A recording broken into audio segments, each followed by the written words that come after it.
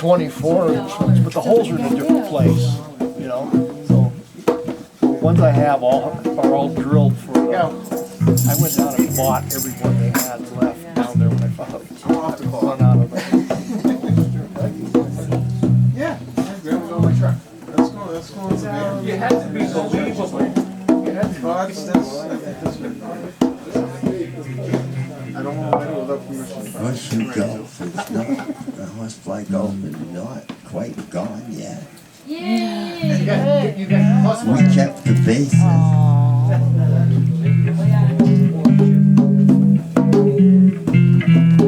Added some herbs.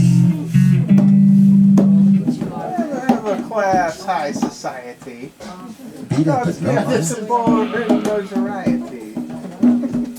It sounds like he was playing big balls. He was playing big balls. We're gonna I didn't know how you play that. The event have a small. time to survey the audience. Do you guys want something funny and light, or do you want something dark and eerie? Dark. I'm a dark guy. Somebody said dark. You like dark? Yes. She says, I don't know. I never had anything like that before. Or we could do something a little bit longer, like I did downstairs with Tanhood. A piece called The Silver Snail. It's all about storytelling, based on a folktale from Sicily. As they wind that up.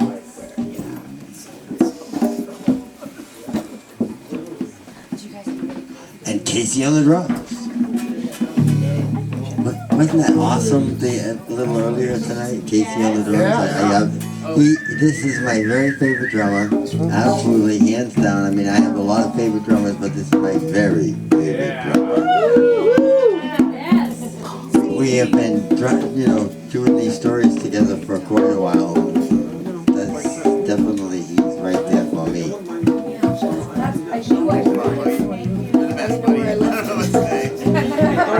don't have to say anything, just keep on beating.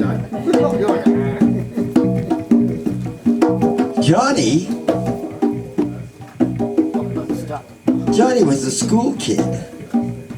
He was pretty good in school. He knew a few things. Like how much 4 times 4 was. You know that too, don't you? It was Johnny's favorite number, 16. And you'll figure that out a little bit later on in the story. Johnny, he thought school was okay, but he didn't like talking in front of people, so he tried not to talk in class, because his tongue would stick to the roof of his mouth, he'd start stuttering, the kids would start laughing, he would be so embarrassed that he would just ruin his day. And there was this one day, Johnny goes into the classroom, he sits down, and it's math. And the teacher says, does anyone know how much 4 times 4 is? Johnny just shoots right up. Of course it does. He knows the answer. It's his very favorite number, 16. And he looks his hands up, and the teacher's looking at him, and she says, Johnny, stand up and tell us. So Johnny stands up, but he's not telling, because the second he stands up, he sees every single kid in the whole class. They're all staring at him, and one of them's snickering already, going like, Johnny can't do anything.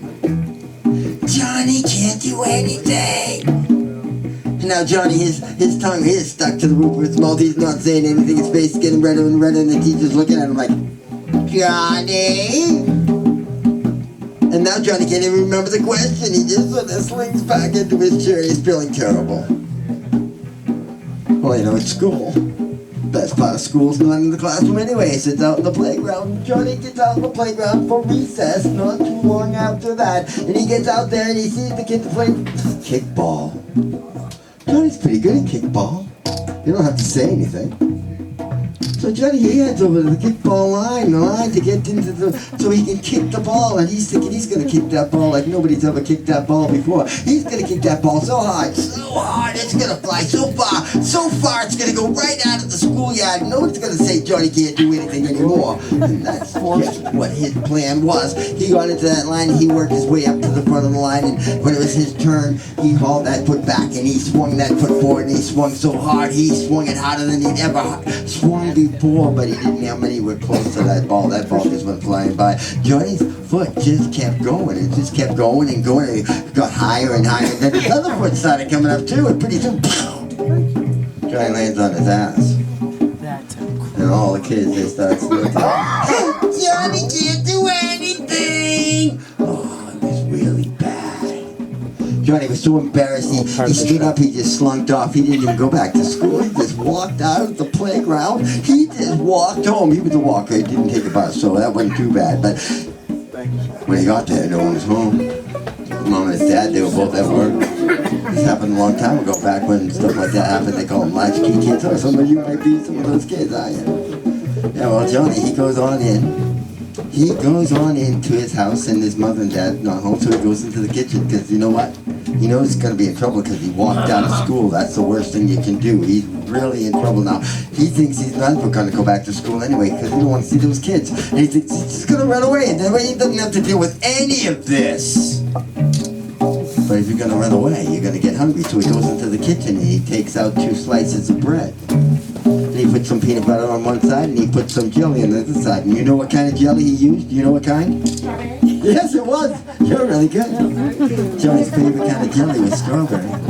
So Johnny put some strawberry jelly on that piece of bread, and he put it on top of that piece of peanut butter that was bread. And then he cut that sandwich up, corner to corner, corner to corner, because remember I said the number 16 was important, and I said that 4 times 4 was important, and it's getting more important, because right now, Johnny cut that sandwich up into 4 pieces, but they weren't 4 squares. You probably eat your sandwiches in squares, don't you? You know, cut it corner to corner, corner.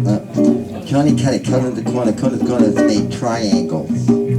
Because when Johnny ate a sandwich, he ate each one of those corners of the triangle off first. And then he'd eat the middle. And since there were 4 triangles, and 4 bites to each triangle, 4 times 4 is 16. And so there are 16 bites to a sandwich. And that was Johnny's secret. The thing that made him love 16 was there was 16 bites to his favorite sandwich every time he could eat that sandwich in 16 bites. And so Johnny, he cuts it corner to corner, corner to corner, then he wraps it up in wax paper, because this happened a long time ago before they invented plastic bags. And we used to wrap our sandwiches in wax paper. And he had to wrap that sandwich in wax paper, because as soon as he had it done, he put it into his pocket. You wouldn't want to put a sandwich into your pocket unless it was wrapped. And so that's what he did. And he goes out the back door, because like I said before, this happened a long, long time ago, and the forest was right there. As soon as he opened the back door, he was out in the forest, and he was walking and walking and walking. He was running away. And he walked until he got to this place he had never come before. It was a big field, and in the middle of the field there was a rock. It was kind of a big rock, kind of like a boulder, but it was in the ground, more like a ledge, because it wasn't very tall. But it was kind of flat. And it being flat in the middle of the field, Johnny went over and he sat down on it, and he reached into his pocket, he pulled out the sandwich, and he ate it. 4 bites to a triangle. 4 times. 16 bites, he had a sandwich finished, he put his piece of paper in his pocket, because you know what? Johnny was not only the buck. No, Johnny always kept the paper in his pocket so he could put it away when he got to the trash can. And then Johnny, sitting in the sun on a rock in the middle of the forest, fell asleep. And he didn't know how long he slept, because he woke up kind of feeling like something was looking at him. You know that feeling when someone's looking at you? The scientific studies prove that this is true, that you know when someone's looking at you. And Johnny felt that feeling, and so he opened his eye, and there on the rock in front of him was a snail. But it was a pretty big snail. It was a snail. The shell was about the size of my hand, and it was silver. Shiny silver, and there was this big slug coming out of it. See, it had those 2 little antennae eyes coming off the top of his head. And it's looking right at Johnny. He goes, "Hi, Johnny." Johnny went, whoa. I didn't know snails could talk. Snail says, oh, Johnny, most snails can't talk. But I am a story snail. Story snails have 100 stories, Johnny. And Johnny, that's why we can talk. Because we can tell 100 stories, Johnny. Hey, Johnny, you want to hear a story? And Johnny said, okay. And the snail opens his mouth to tell a story, and a bee buzzes by. Goes buzz, buzz. Once there was, and the snail says, once there was. And Johnny's eyes go bing, and his mouth goes gong, and he stays like, oh! All the way through the story, until the snail says, the end. And Johnny's like, wow, snail, cool, snail, that was the best story I ever heard, snail. Tell me another story, and the snail told him another story, and as soon as the snail said, once there was, Johnny's eyes went bing, and his mouth went gong, and he said,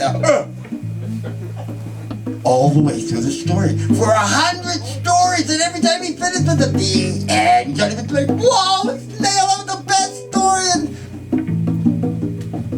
once the snail had told him 100 stories, Johnny was feeling pretty good. He said, hey, snail, I'm gonna go face the consequences of my rash decisions earlier today. Thanks for the stories. Johnny runs home, and his parents haven't even got home yet, so they didn't even know he ran away. And the next day he went to school, and he got there a little early, and you know how it is when you get to school a little early. You can't go inside, you have to stand out there, and all the kids are gathered around it. One of the kids was like, hey, Johnny's back. Let's get him.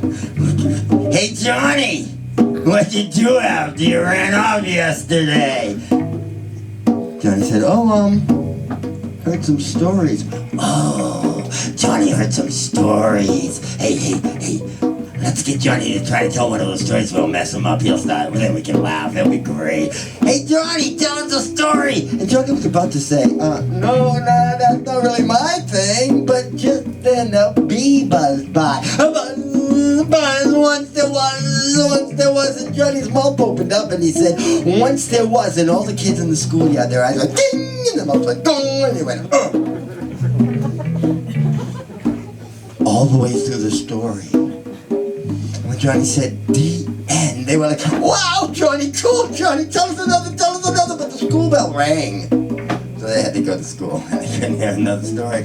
But the next day, when they got to school, Johnny told another story, and then the next day he told another story, and another, until he told 100 stories. And then he told the stories again. He told every one of those stories another time. 100 stories, 2 times. He was just starting to tell the story for the 3rd time when one of the little girls, she goes, hey, Johnny, didn't you tell that story already? Johnny said, yeah, twice.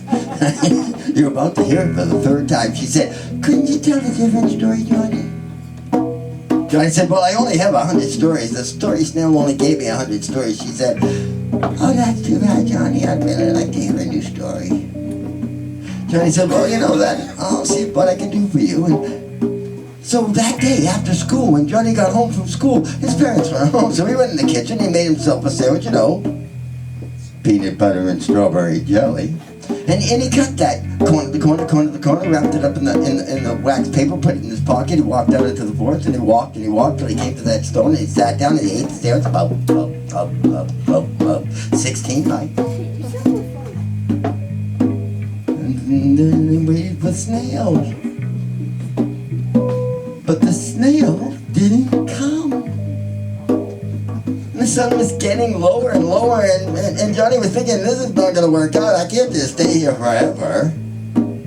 So he got up and he started heading off in the direction that he thought perhaps the snail had gone. And when he started off in that direction, he found a trail, and he thought that was a good way to go since it was already open and ready for him. And he walked down the trail until he came to this stone. It was like a rectangle with stone and, flat like a piece of slate. Maybe like it kicked off of somebody's walkway, but it was there in the middle of the path. And as Johnny was walking up to it, he thought, that kind of looks like the roof, a flat roof. And I'm looking for the snail. A snail might live under such a rock. Maybe he has his house under that stone. I'll take a peek. So he reached down and he pulls up that stone, and there was indeed a room underneath that stone. But in that room, the 3 walls were lined with mirrors, and there was a rail all the way around. And standing on the other side of the room, teaching earthworms how to dance, was a 6-inch purple witch. She had a tall purple hat, she had long purple hair, she was wearing a purple robe, and she was teaching the earthworms to dance. She was saying, 1, 2, 3, 1, 2, 3, 1, 2, 3, 1, 2, 3, and there was a word there.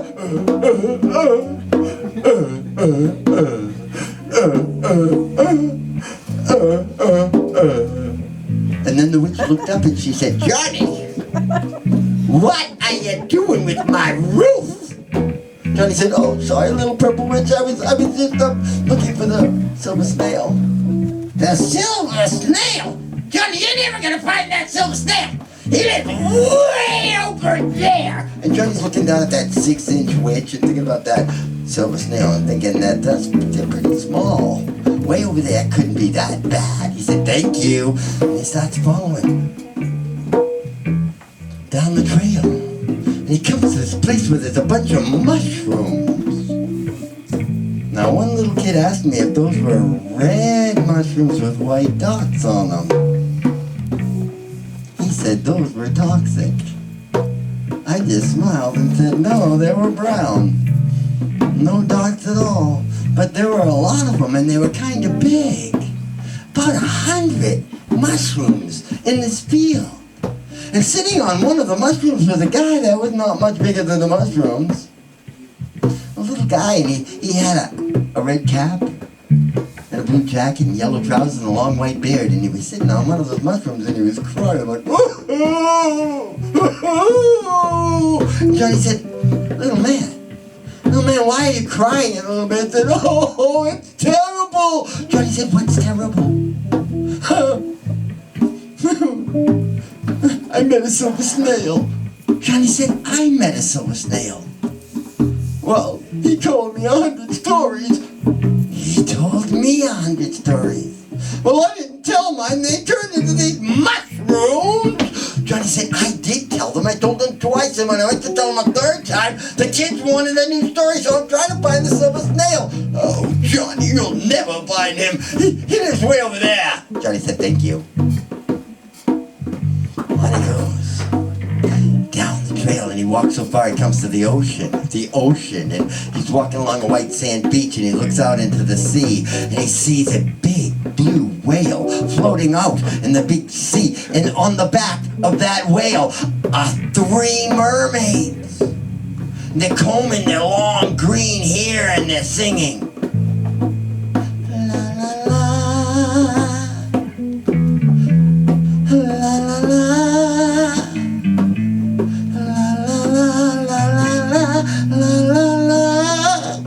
I didn't think I could reach that note, did ya?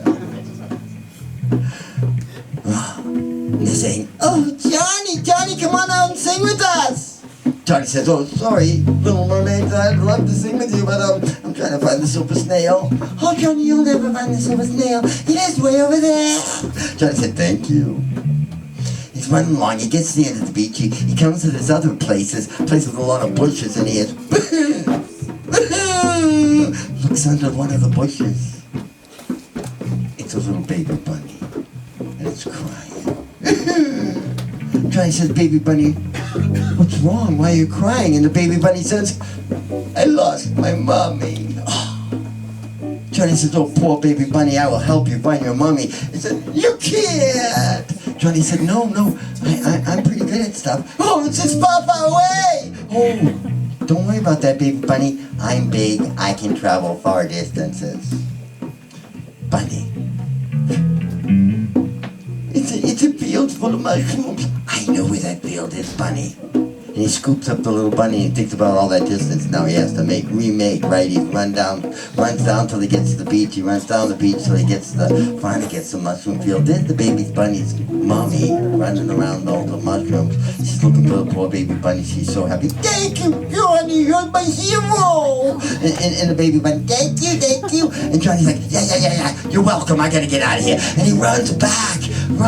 He gets back across the beach, back out to the field. Finally gets to this place where there's a bunch of rocks, and of course on one of those rocks is the silver snail. Hi, Johnny. Hi, Silver Snail. So good to see you. Good to see you too, Johnny. Silver Snail, I told 100 stories. Oh, that's really good, Johnny. Yeah, it was. I told them twice, but I need some more stories now, Johnny. Silver Snail, can you tell me some more stories? Oh no, Johnny, I can't help you with that. Silver Snail, I need another story. Johnny, I told you I'm a silver snail. Silver snails only have 100 stories. That's all we got. I got no more stories for you, Johnny. Johnny said, Silver Snail, I need another story. Hey, Johnny, you're not a silver snail. Johnny, you're a kid. Kids can have as many stories as they want. Johnny, just tell a different story. Johnny's like, where am I supposed to get a story from? Oh, Johnny, stories are everywhere. Like, maybe you'll find them in a book. Maybe you'll see them on one of those screens, Johnny. Maybe you can hear somebody else tell a story. Or, Johnny, you could make up your own. And Johnny said, I don't think I'm really good at that. But thanks, Silver Snail. And Johnny starts walking home, and now he's sad, so he's walking down the beach, and he passes those mermaids. They're like, bye, Johnny, bye, Johnny. He just waves over the back of his shoulder, oh, boy. And as he's walking through that mushroom field, he starts noticing, actually, there's a lot less mushrooms around here. A lot. And then he sees all the bunny rabbits. They're all, that little man, the one with the little red cap and the blue jacket, the yellow trousers, and the long white beard. He's telling the bunny stories. And every time he says, the end, another mushroom disappears. And that makes Johnny smile a little bit. And then he's walking along, he gets to that path, and he's walking down the path, and all of a sudden that rock, that rectangular rock, it sort of lifts up on its own. There's the little purple witch and the worms, and she's like, bye, Johnny! And the worm's like, Johnny can't help laughing at that. So he's feeling pretty good by the time he gets home, and he goes to bed, and he gets up the next day, and he goes to school, and the kids say, Johnny, tell us a story, and he's about to say, I don't have any new stories. When a bee buzzes by, buzz, once there was, and Johnny says, once there was a little purple witch who was 6 inches tall, and she was teaching earthworms to dance. And after that, Johnny told him another story. He told him a story about a little man with a red hat, a blue jacket, yellow trousers, white beard, and he had 100 stories he didn't tell, and they turned into mushrooms. He told them a story about 3 mermaids riding on the back of a blue whale, combing their green hair and singing. La la la, la la la. I'll spare you the last note. He told them the story of a little baby bunny that lost its mummy. And he told them the story of the silver snail. The silver snail. I hope you enjoyed it. Nice man. Thank you very much, guys. Thank you very much. You are a wonderful audience. That was a long piece. You guys are awesome.